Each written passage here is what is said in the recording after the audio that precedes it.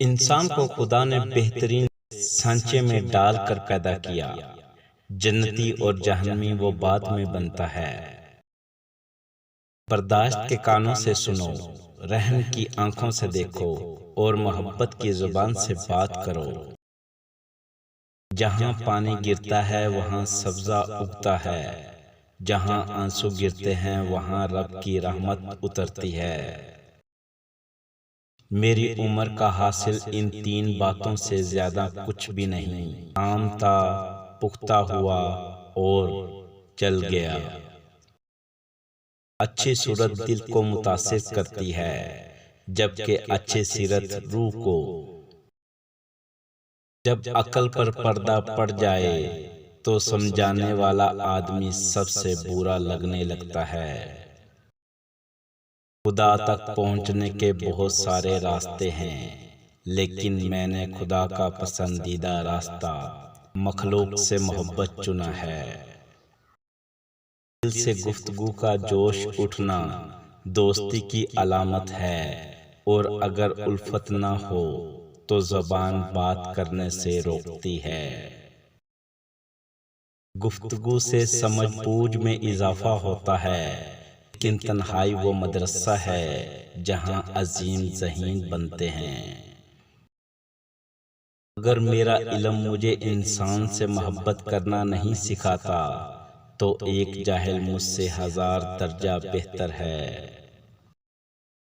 یاد رکھو، جب تک اپنی نجات کا یقین نہ ہو کسی گناہگار کا مذاق نہ اڑاؤ۔ جو عقل سلیم رکھتا ہے وہ خلوت اختیار کرتا ہے، کیونکہ تنہائی میں قلب کی صفائی ہوتی ہے۔ خدا تمہیں پہچان لیتا ہے، چاہے تم کوئی بھی پردہ اوڑھ لو۔ جو تم نہیں کہتے وہ اسے بھی سنتا ہے۔ زندگی کا پانی اندھیروں سے بہتا ہے، اندھیروں سے بھاگو مت بلکہ ان کو تلاش کرو۔ خاموشی سمندر ہے اور گفتگو نہر کی طرح ہے۔ تجھے سمندر تلاش کر رہا ہے، تو نہر کی تلاش نہ کر۔ لوگوں کو جانچنے کا کام تم نے سنبھال لیا ہے، حالانکہ اعمال تولنے والا ترازو تو کہیں اور ہے۔ خاموش رہو، صرف خدا ہی تمہارے دل کا بوجھ ہلکا کر سکتا ہے۔ انسان کا دل توڑنے والا شخص اللہ کی تلاش نہیں کر سکتا۔ جب تک دل ٹوٹے گا نہیں، دل میں روشنی کیسے داخل ہوگی؟ پانی جسم کو پاکیزہ کرتا ہے، آنسو انا کو، علم و عقل کو پاکیزہ کرتا ہے، اور محبت دل کو پاکیزہ بنا دیتی ہے۔ اللہ تعالیٰ جب کسی بندے سے ناراض ہوتا ہے تو اسے پاکیزہ لوگوں کی عیب جوئی میں مشغول کر دیتا ہے۔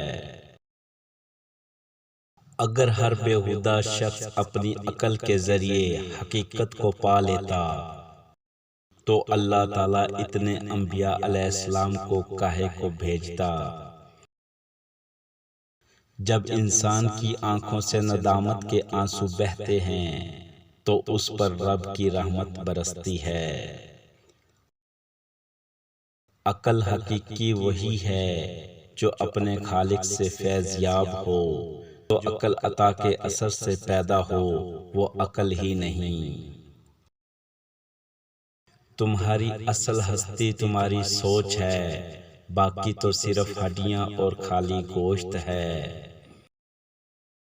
اپنا غرور اتار دو اور عاجزانہ لباس پہن لو، تم دنیا سے بڑے ہو جاؤ گے۔ آپ کی ذات آپ پر ظاہر ہوگی تمہارے بغیر۔ شیر دراصل وہی ہے جو خود کو شکست دے دے تاکہ اللہ کی مدد سے اللہ کا شیر بن جائے اور نفس اور اس کے فرعون سے نجات پائے۔ عقل مند انسان نقصان میں چھپے ہوئے فائدے کو سمجھ جاتا ہے، قدرت نے تہذیب میں تعمیر کا راز چھپا رکھا ہے۔ دیندار اپنے آپ کو تکلیف میں اس لیے مبتلا کرتا ہے کہ آخرت میں راحت میسر آئے۔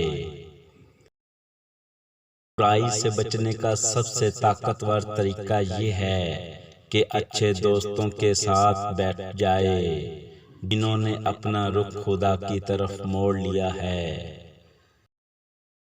اگر تم خدا کو دیکھنا چاہتے ہو تو اس کا ایک طریقہ ہے کہ تم اپنے دل میں جھانک کے دیکھو، کیونکہ تمہارا دل ایک آئینہ ہے۔ اگر یہ بدی سے پاک ہو تو اس میں خدا بھی نظر آ سکتا ہے۔ خواہش کے سانپ کو ابتدا میں ہی مار دینا چاہیے۔ اگر دیر کرو گے تو یہ بڑھتے بڑھتے اژدہا بن کر تمہارے قابو سے باہر ہو جائے گا۔ میں نے بہت سارے انسان دیکھے ہیں جن کے بدن پر لباس نہیں ہوتا۔ میں نے بہت سے لباس دیکھے ہیں جن کے اندر انسان نہیں ہوتا۔ یہ نفس بد یقین ہے جس نے نمرود کو بھی تباہ کیا۔